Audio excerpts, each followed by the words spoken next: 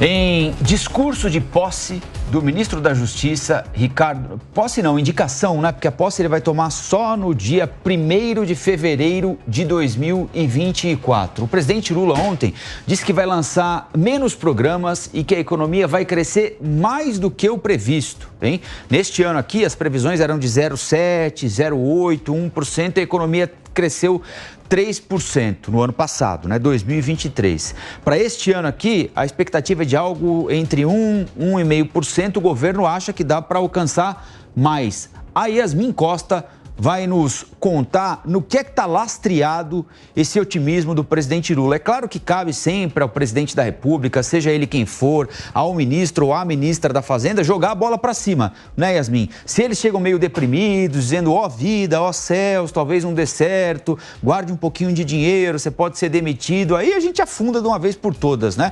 Mas o otimismo também não pode ser só confete, tem de estar lastreado em alguma coisa. E o que é que o presidente Lula sugere fará de fato a nossa economia crescer mais do que as previsões iniciais, hein, Yasmin? Bom dia para você e bom trabalho por aí. Bom dia para você também, Rafael, para a Lívia, para todo mundo que está acompanhando a gente. O presidente Lula diz o seguinte, que o ano de 2023 foi um ano de plantio, que o governo recolocou as contas no lugar, trouxe ali programas sociais, trouxe investimentos e agora ele está baseando o que foi feito pelo governo, principalmente por parte ali da equipe econômica do governo. Ele acha que isso vai ser o suficiente para que em 2024 eles consigam colher bons frutos. E quando falo bons frutos, é bons frutos efetivamente na economia. Como você disse, o presidente está se mostrando muito otimista, justamente tentando ali passar uma boa impressão também para o mercado, trazendo o que a equipe econômica tem relatado a ele, de projeções positivas.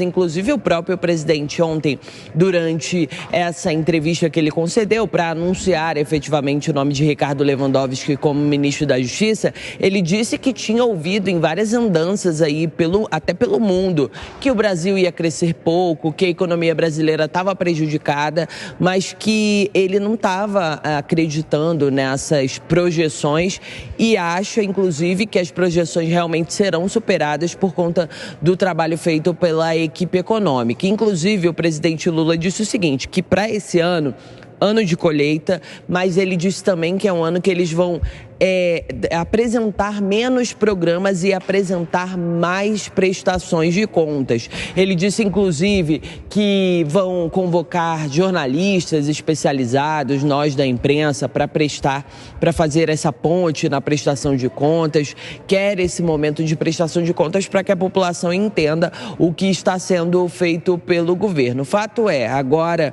para 2024, novos desafios, o presidente Lula sabe que ainda é preciso estar de olho na economia brasileira, precisa da ajuda da equipe econômica, mas ele avalia que sim, viu, Rafael? Dá para colher os bons frutos do que foi plantado lá com o ajuste fiscal que vai ser feito através do novo arcabouço fiscal. Isso pode garantir que em 2024 a economia cresça mais do que as previsões de mercado, segundo o presidente da República.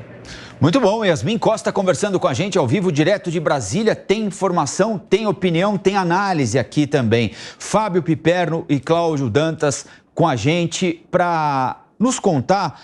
Eu faço a pergunta já para os dois, começo pelo Piperno e depois o Dantas emplaca a resposta dele. Como eu dizia para Yasmin Costa, Piperno, é natural da função de um presidente da República, de um ministro da Fazenda, jogar a bola para cima. Dizer que o país vai crescer, que as coisas estão indo bem, que está tudo dando certo, etc e tal. Mas tem de ter lastro, tem de ter alguma espécie de solo fértil para essa plantação, de fato, prosperar. O presidente Lula tem lastro para acreditar que a economia brasileira vai crescer mais do que está sendo previsto neste ano aqui, como aconteceu no ano passado? Se tem, quais são eles, Piperno? Bom dia e bem-vindo mais uma vez, meu amigo. Bom dia, Rafael. Um grande abraço para você, para Lívia, Dantas. Claro que ele tem lastro e não é só ele. Todo mundo que prevê algo melhor do que o mercado vem acreditando, vem aí projetando, vai ter muito mais chance de acertar. E olha, não foi só o ano passado em que o mercado, né, o Boletim Focus, essa turma toda, os Faria Limers, a turma do consenso do Itaim, acabou cometendo um erro absolutamente abissal. Mesmo em 2022, quando o presidente era Bolsonaro, eles também se equivocaram bastante. Veja, Rafael, pelo menos 3 condições que já estão postas vão ser indutoras de mais crescimento do que o mercado prevê esse ano. Por exemplo, nos últimos meses do ano, a produção industrial em setembro, outubro e especialmente em novembro, ela já voltou a crescer depois de muito tempo de estagnação. 0,1 e em novembro um índice robusto aí de 0,5, muito inclusive puxado não só pela indústria extrativista, que foi muito bem, mas também pelo setor automobilístico. E veja, a Fenabrave projeta para 2024 expansão de até 12%. Ora, a gente sabe que esse setor tem um efeito multiplicador muito grande. A construção civil empurrada aí pelo Minha Casa Minha Vida também. Eu até outro dia comentei aqui sobre o que disse sobre as projeções feitas pelo presidente do Secov, também bastante otimista. O governo está irrigando esse setor com muito dinheiro.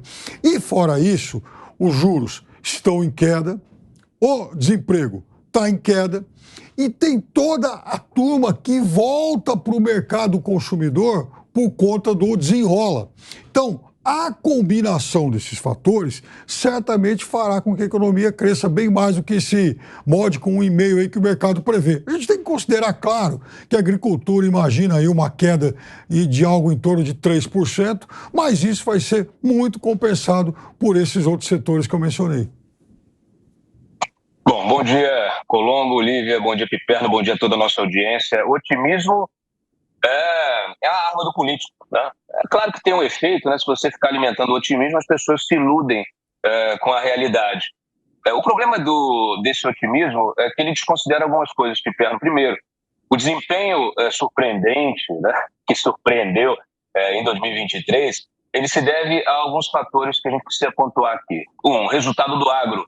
Nós tivemos uma safra recorde histórica, né? Então, nós tivemos essa safra, isso impactou no PIB de forma potente. E nós tivemos, sim, políticas fiscais, né, que o governo se utilizou dessas políticas, como o desenrola e como também aquela isenção, né, de tributos para carros populares, e isso impactou. Você citou a Fenabrave, né? A Fenabrave foi muito bem, ali, todo o setor automotivo conseguiu limpar os estoques, né? Foi uma política dirigida para um setor e isso teve um impacto. Só que esse impacto é pontual. Aliás, setor automotivo, talvez o nacional ganhe, né, com essa política protecionista de voltar a elevar a tributação para carros elétricos, né? O que vai de encontro àquela política que o próprio governo desenvolveu aí de proteção ambiental. Bom, todas as projeções, e aí a gente está falando até do relatório recente do Banco Mundial, que saiu esta semana, dizendo que a perspectiva internacional, a perspectiva da economia global é de crise. Nós temos um grande endividamento, China, Estados Unidos, as grandes potências muito endividadas. A China, a economia está recuando, e a China é hoje o maior parceiro comercial de 2 entre 3 países no mundo.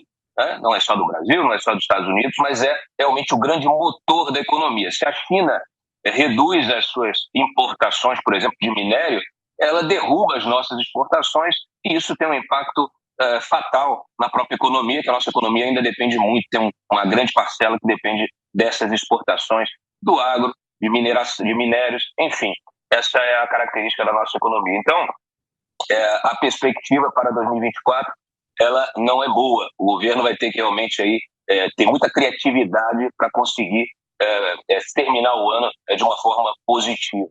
Aliás, o risco fiscal está presente. Ele talvez seja o maior medo aí, que esteja presente da economia, do que pode o governo fazer em termos de reforma administrativa. Nós tivemos aí um dos diretores desse setor do governo dizendo que reforma administrativa não quer dizer enxugamento da máquina, quer dizer, não faz o menor sentido. Então a gente provavelmente vai ter um aumento do risco fiscal e isso tudo vai impactar negativamente.